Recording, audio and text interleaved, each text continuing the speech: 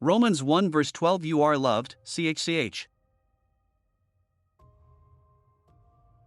Romans 1 verse 12.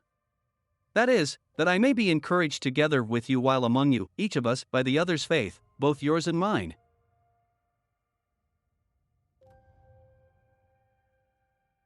Paul's greeting in his epistle to the Christian churches of Rome, saying, I long to be with you. Paul loved the Lord.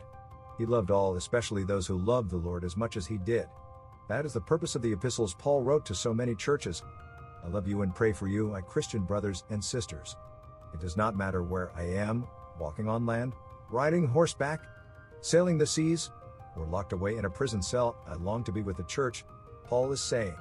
Sadly, some Christians do not long to be with the church but say they are a part of it.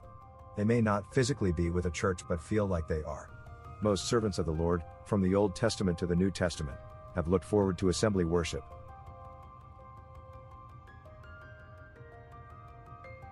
1 Chronicles 29 verse 9 Then the people rejoiced, because they had offered so willingly, for they made their offering to the Lord wholeheartedly, and King David also rejoiced greatly.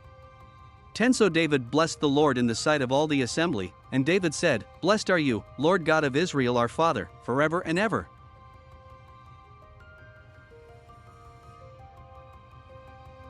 One morning while making breakfast, I listened to a local radio station. I needed some noise while cooking, but the news announcer said church attendance was meager.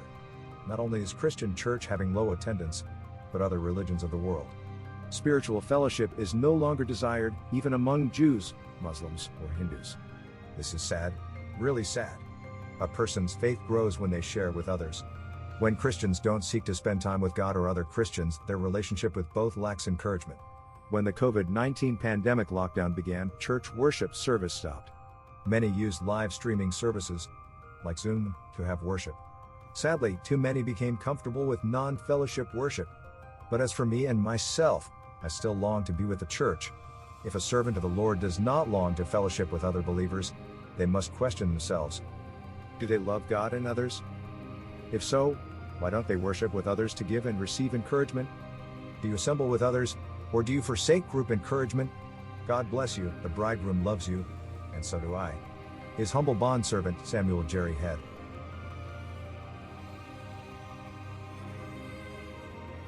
Hebrews 10 verse 21 And since we have a great priest over the house of God, 22 Let's approach God with a sincere heart in full assurance of faith, having our hearts sprinkled clean from an evil conscience and our bodies washed with pure water.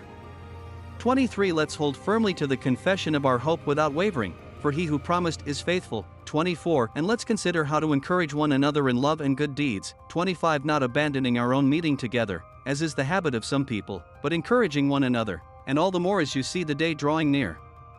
26 For if we go on sinning willfully after receiving the knowledge of the truth, there no longer remains a sacrifice for sins,